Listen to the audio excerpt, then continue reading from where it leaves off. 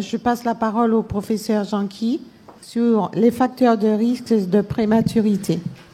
Merci beaucoup. On a fait de la science et on va faire de la pratique.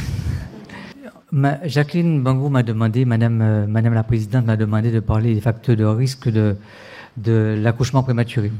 Je vais essayer de tenir mon temps aussi. Il y a une clochette, je n'ai pas commencé. Je n'ai pas commencé. Je vous dirai que je vais commencer. Merci beaucoup. Alors, il faut savoir que ce sont des accouchements qui ont lieu entre 22 et 37 semaines d'aménorrhée. Et savoir qu'avant 28 semaines d'aménorrhée, on parle de très grande prématurité, de 28 à 32, la grande prématurité, et après 32, la prématurité moyenne. C'est grave, la prématurité est grave, c'est la première cause de l'handicap chez l'enfant, plus tard chez l'adulte. Première cause de mortalité périnatale, 80% de la mortalité périnatale. Mais c'est surtout inquiétant. C'est inquiétant parce que la prévalence reste élevée, 12%, même si on a amorcé une petite descente en 2012, 12% dans nos régions contre 7,4% dans l'Hexagone en 2010. Alors, cette prématurité est encore plus grave quand elle est associée à d'autres problèmes. Par exemple, un enfant qui a souffert pendant la grossesse, un retard de croissance, un retard de prise en charge, justement, d'où la notion de réseau et de niveau de maternité. Un enfant qui a un problème ne devrait pas rester dans un niveau qui n'est pas adéquat pour sa naissance. Et puis, l'âge de la grossesse, ce qu'on a trouvé, plus la grossesse est jeune, plus les risques seront élevés. Effectivement, entre 22 et 26 semaines d'aménorrhée, ce qu'on appelle encore l'extrême prématurité, eh bien, on a 50% de séquelles neurologiques. Alors que quand on regarde 32-37 semaines d'aménorrhée, on n'a que 12% de séquelles neurologiques.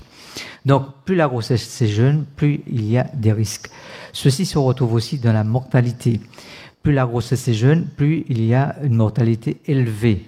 L'enquête mosaïque sur 10 pays européens a montré que chez les grossesses, chez les enfants de moins de 24 semaines d'aménorrhée, l'extrême prématurité, il y a 57% de mortalité périnatale. Alors quand on voit les grossesses un petit peu plus avancées, entre 28 et 31 semaines d'aménorrhée, on n'a que 5% de mortalité périnatale. Cela ne veut pas dire qu'il n'y a pas de séquelles. Bien. J'ai dit qu'on a amorcé une petite descente, mais les chiffres restent élevés quand même, la prévalence reste élevée. Vous voyez qu'en France, dans l'Hexagone, 6,7% de prématurité, chez nous, 9,9%. Et on voit dans les DOM, on oscille entre 8,5% en Martinique à 10,6% en Guyane. Donc les chiffres restent quand même élevés, mais peut-être qu'il y a une petite explication, parce que nous laissons accoucher nos patients dès 36 semaines d'aménorrhée. Nous ne faisons rien pour réduire les contractions après 36 semaines d'aménorrhée, sous le seul prétexte où on dit que les enfants dans notre région mûrissent un petit peu plus tôt, une semaine plus tôt. Donc je pense que quel que soit le cas, on aura quand même des chiffres un petit peu plus élevés. L'avantage, c'est que cette prématurité est plus importante chez les grossesses entre 35 et 36 semaines d'aménorrhée. Cela veut dire des enfants qui sont plus avancés en âge, des enfants pour lesquels il y a moins de problèmes de séquelles, de problèmes de morbidité et moins de problèmes de mortalité. Heureusement, quand on compare justement ces chiffres par rapport aux chiffres avant 33 semaines, eh bien, il y a moins de prématurité avant 33 semaines. C'est très bien. Alors, il faut savoir qu'il y a deux types de prématurité, la prématurité spontanée et la prématurité induite. La prématurité induite, c'est celle que l'équipe médicale induit. Cela veut dire qu'il y a un problème, soit au niveau fœtal, il faut extraire le fœtus, soit alors au niveau maternel. Par exemple, pour un problème de sauvetage maternel, on peut être amené à faire une césarienne d'extrême urgence et sortir le bébé. Donc, cette prématurité induite existe. Elle représente presque la moitié de la prématurité. On n'est pas tellement différent par rapport à l'Hexagone. Vous voyez ici, en France hexagonale, 43,7 7%, et chez nous, 46,39%. Il n'y a pas de grande différence. Alors, la prématurité, est-ce qu'il y a des causes, des facteurs de risque? Je mélangerai tout parce qu'en réalité, la différence est très ténue entre les facteurs et les causes. Je vais vous faire un catalogue, mais je vous demanderai de m'excuser. Et s'il y a quelques questions, je répondrai à la fin. Il y a des facteurs classiques que tout le monde connaît et des facteurs non classiques que nous verrons en dernier. Parmi les facteurs classiques, nous avons les antécédents d'accouchement prématuré qui augmentent de façon très significative les risques pour une grossesse suivante, avec un risque relatif de 2, les antécédents de fausse couche, l'intervalle intergénésique. Souvent, les patients demandent combien de temps après un accouchement je peux redevenir enceinte. On sait que quand l'intervalle intergénésique est inférieur à 12 mois, les risques de faire un accouchement prématuré est élevé. Alors chez nous, il faut se rappeler que nous sommes la région où il y a plus d'interruptions volontaires de grossesse. Or, on sait qu'à partir de 3 IVG instrumentales, le risque d'accouchement prématuré est élevé, le risque de fausse couche tardive est élevé. Donc, c'est une cause importante pour nous et nous devons nous travailler pour réduire le taux d'IVG et plus particulièrement les IVG instrumentales en nous appuyant plus sur la diffusion de la contraception. Bien entendu, les IVG médicamenteuses ont aussi leur part parce qu'en réalité, quand il y a un échec de l'IVG médicamenteuse, qu'est-ce qu'on fait? On va dilater le col, on va faire une aspiration, on se retrouve dans le cas de l'IVG instrumentale. Et puis les DES syndromes qui ont tendance à disparaître, c'était des femmes qui étaient nées entre 1950 et 1977, et les dernières patientes vont accoucher. Je pense qu'il faut attendre 5-6 ans encore pour que ce syndrome disparaisse complètement. L'incompétence cervicale, l'incompétence du col, ce qu'on appelle encore la béance du col, c'est une cause majeure d'accouchement prématuré avec un risque relatif de 4,5.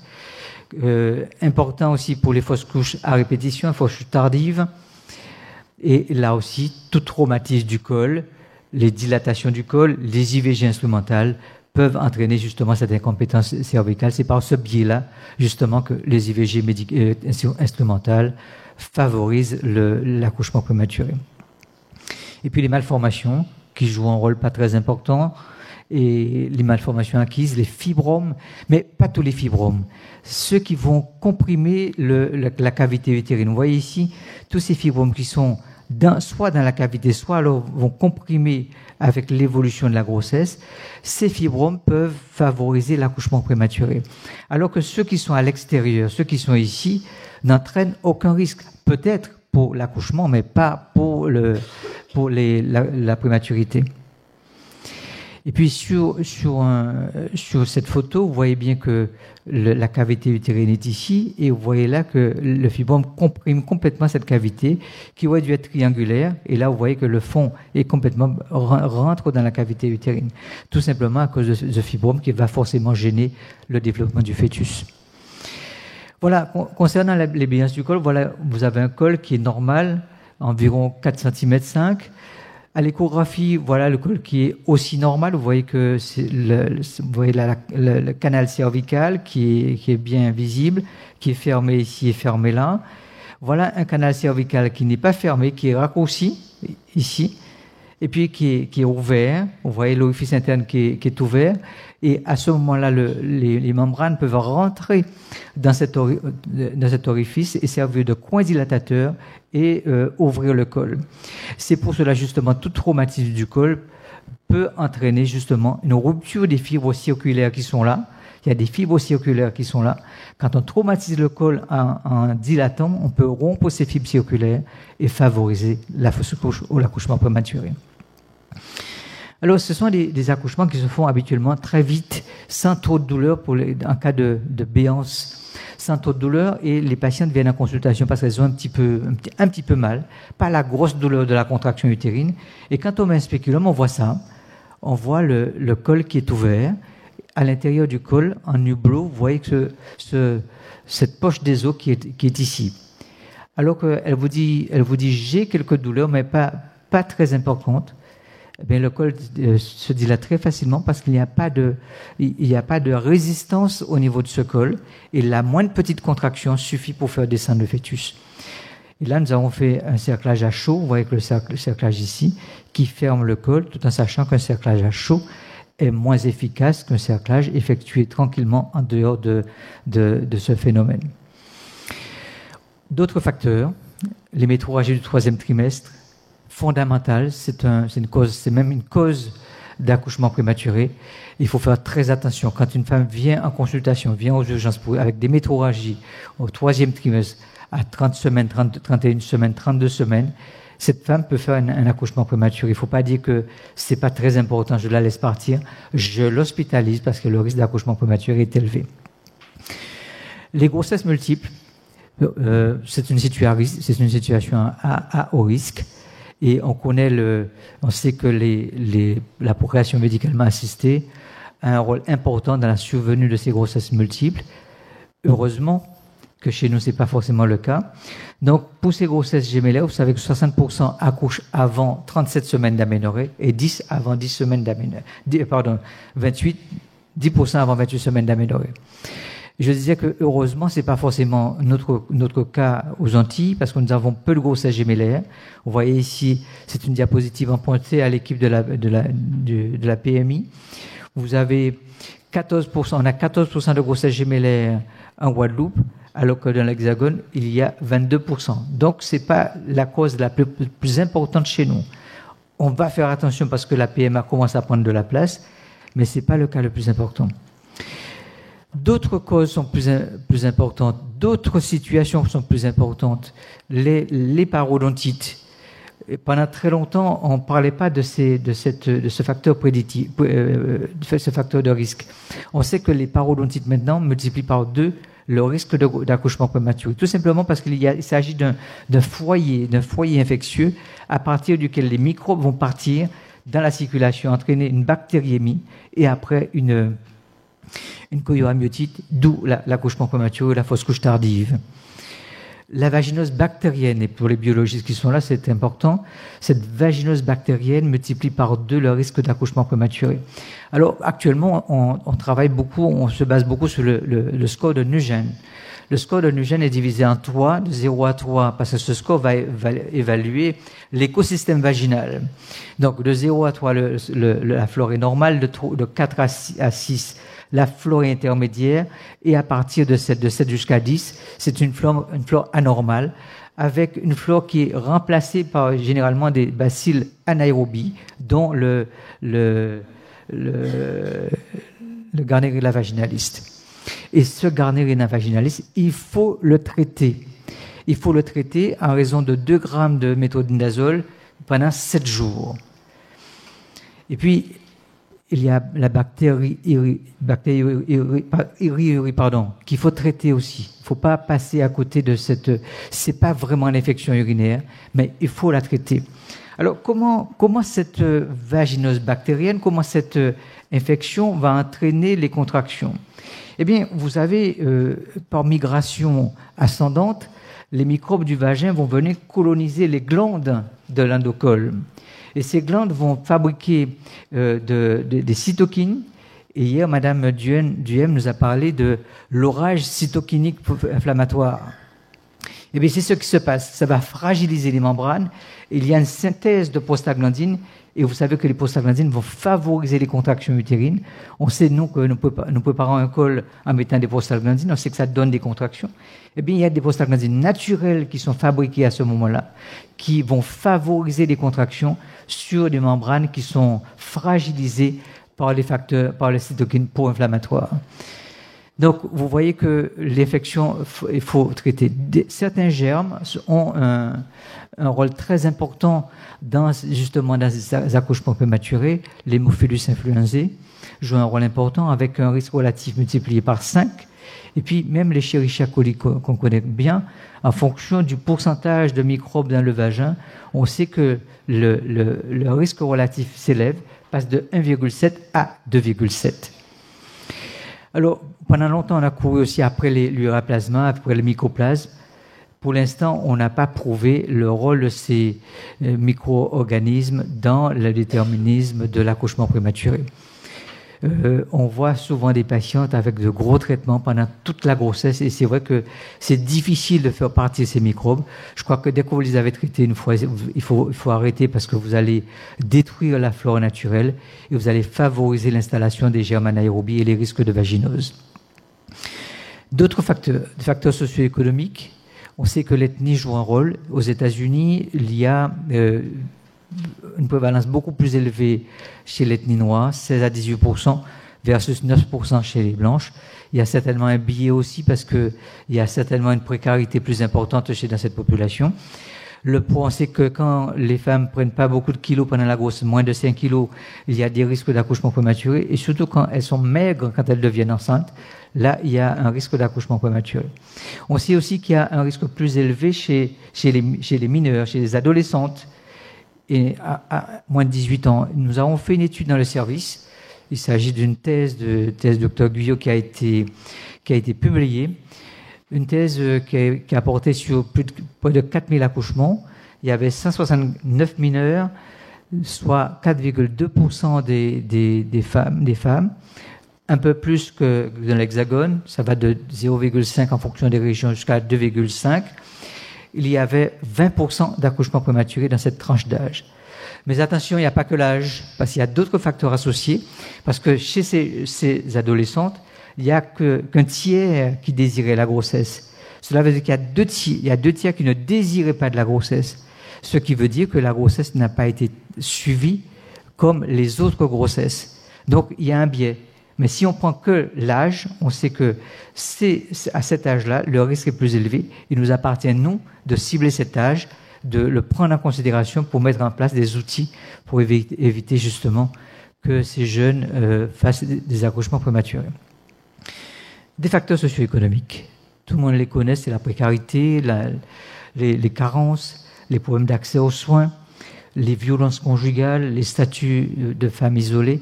Chaque facteur pris isolément, c'est un facteur de risque. Si, à partir du moment où ces facteurs sont présents chez la même personne, ça multiplie de façon très significative le risque d'accouchement prématuré. D'autres causes très connues dans l'Hexagone et ailleurs, l'alcool, le tabac, la cocaïne. Alors, qu'est-ce qui se passe chez nous ?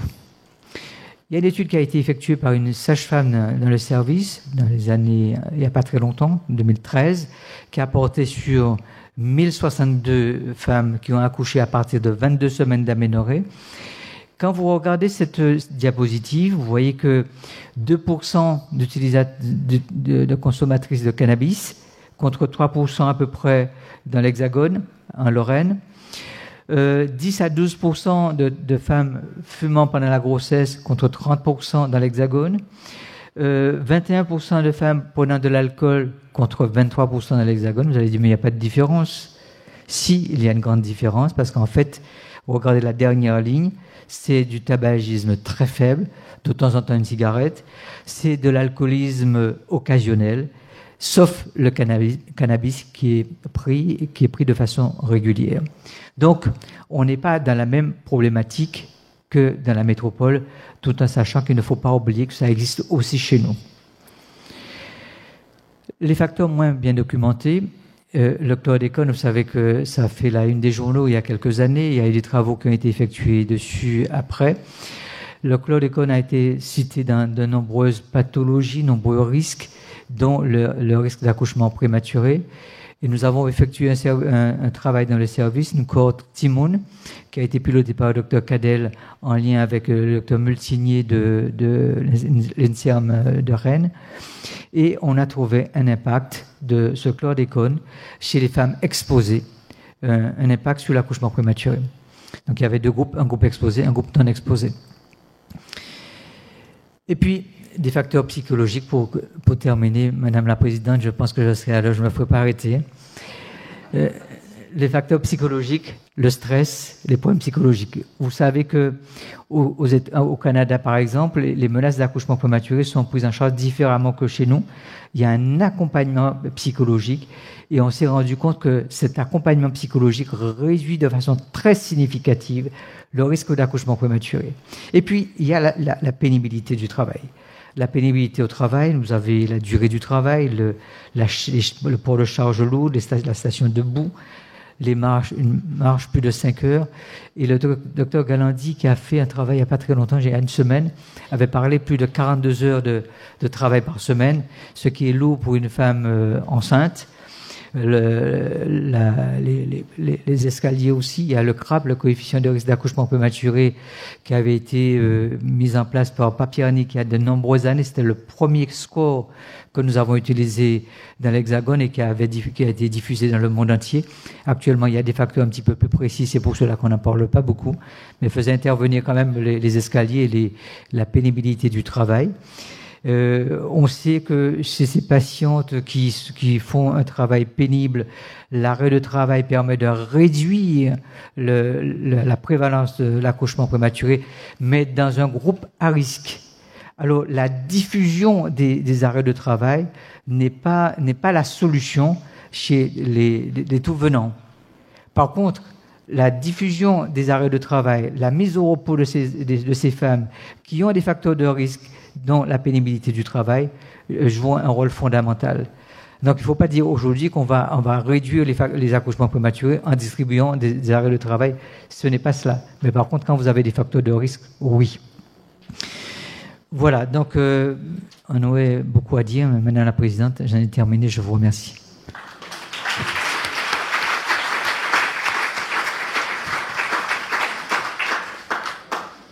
Merci, le professeur Janqui. Avez-vous des questions? J'aurais une question à poser au professeur Janqui. Dans notre pratique au laboratoire, nous faisons souvent la surveillance bactériologique, enfin les prélèvements vaginaux pour les femmes enceintes. Est-ce que la pose de spéculum peut être un facteur de risque pour la grossesse? À mon avis, non. Bon, évidemment, vous posez un spéculum dans des conditions réglementaires. Parce que dans le REMIC, en fait, nous avons quand même des référentiels. Dans le REMIC, on nous dit, après 34 semaines, de ne pas poser de spéculum. Ah oui? Bon, ce référentiel de microbiologie. Bon, enfin, on va peut-être en reparler cet après-midi. Mais pour vous, vous n'avez pas eu de cas de... Ça n'a pas d'intérêt. Enfin, je veux dire par là, vous pouvez poser vos spéculums, c'est pas un problème. Et moi, je dis que poser un spéculum est plus avantageux que de faire un toucher vaginal. Nous, quand nous voyons des patients en consultation, nous posons des spéculums. Nous mettons le spéculum tout simplement parce que quand vous avez une poche des os telle que je vous ai montré, vous mettez un doigt sans avoir mis le spéculum, eh bien, vous allez éclater la poche des os. Alors que si vous avez mis votre spéculum, vous voyez que la poche des os est là, vous allez faire attention. Donc, ce référentiel, je pense qu'il faut le revoir. Il faut le revoir parce qu'en réalité, vous allez faire plus de dégâts en ne voulant pas poser le spéculum. Et puis, en ne posant pas le spéculum, c'est vrai que pour faire une recherche de strepto-B tiers inférieur du vagin, vous n'avez pas besoin.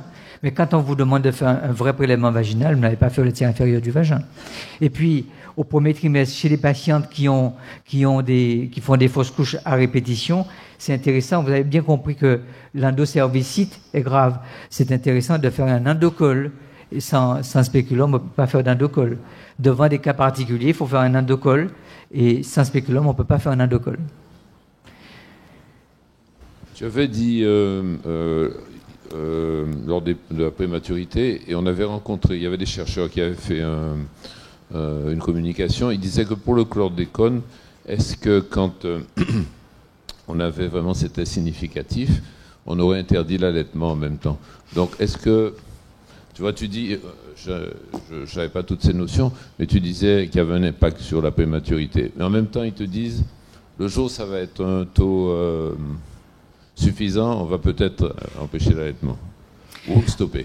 Alors, il faut savoir que le chlordécone a été utilisé jusqu'en 1993 ici. C'est une molécule qui est résistante et qui reste très longtemps dans les milieux aquatiques, mais aussi terrestres. Et par contre, la concentration est extrêmement faible Nous avons fait une étude justement sur l'allaitement maternel et chlordécone. On s'est bien rendu compte que le chlordécone traverse la barrière placentaire, mais la concentration est trop faible pour dire qu'il y a un lien entre le passage dans le lait ou alors d'arrêter l'allaitement. Donc pour l'instant, on n'est pas du tout dans cette dynamique. Au contraire, on préconise l'allaitement maternel. Quand on voit les avantages et inconvénients entre allaiter et ne pas allaiter, il est plus avantageux d'allaiter que de faire attention à cette faible concentration de chlordécone pour laquelle on ne sait même pas s'il y aura un effet sur le bébé. Donc, s'il faut retenir quelque chose aussi aujourd'hui, il faut favoriser l'allaitement maternel, oublier le chlordécone et préconiser l'allaitement maternel. Pour répondre à Patricia, en fait, il me semble que le problème n'est pas de la pose du spéculum, c'était qu'à partir de 35 semaines, on ne devait plus aller faire des prélèvements sur le col pour pas solliciter le col et finalement entraîner un accouchement qui serait peut-être non naturel. Enfin, qu'on aurait sollicité ça. Il me semble que c'était ça dans certaines recos au niveau de la biologie. Non, en fait, ce qui était dit, c'est qu'après 34 semaines, que c'était uniquement la recherche de strepto B qui était importante. Mais d'après ce que tu viens de dire, il n'y a pas que le strepto B, il y a aussi le Garneria vaginalis. Donc, à la limite, c'est pas dans l'endocole qu'on recherche le Garneria vaginalis, c'est dans le vagin. Donc, on sera obligé de faire les prélèvements vaginaux. Alors, moi, je ne connais pas vos recommandations, mais je ne vois pas vraiment pourquoi on interdirait la pose d'un spéculum. Je ne vois pas l'intérêt, je vois pas. Quelles sont les motivations pour vous dire ne pas poser un spéculum? Vous avez appris à poser un spéculum, vous n'êtes pas plus délétère que nos internes qui viennent de démarrer. Il y aurait un risque. Il n'y a pas de risque. Moi, je ne vois pas de risque. Je ne vois aucun risque. Puisqu'il y a des risques après 35 semaines, justement, du fait d'aller toucher le col, pour quelles raisons certains gynécos prescrivent justement la recherche des chlamydia par PCR après 37 semaines? Quand on recherche le chlamydia, c'est qu'on a une pathologie. Généralement, on demande un prélèvement vaginal classique. Parce que le strepto B, vous savez qu'il faut le rechercher en fin de grossesse pour prévoir les risques au moment de l'accouchement. Donc c'est pour cela qu'on recherche le streptocoque B, qui pendant la grossesse ne nécessite aucun traitement s'il n'y a pas de signes cliniques associés. Quand il y a des signes cliniques, vous avez une menace d'accouchement prématuré, vous avez une ouverture du col, on peut être amené à demander une recherche de chlamydia. Mais en dehors de cela, on ne demande pas de recherche de chlamydia à 35 semaines d'aménorrhée, on demande un prélèvement vaginal à la recherche du streptocoque B. C'est notre recommandation. C'est important pour nous. Une femme qui accouche, qui n'a pas de prélèvement vaginal, on est toujours inquiet. Vous connaissez les pathologies infectieuses du bébé à la naissance, si jamais la prévention n'a pas été faite, au cas où il y aurait un streptocoque B dans le vagin.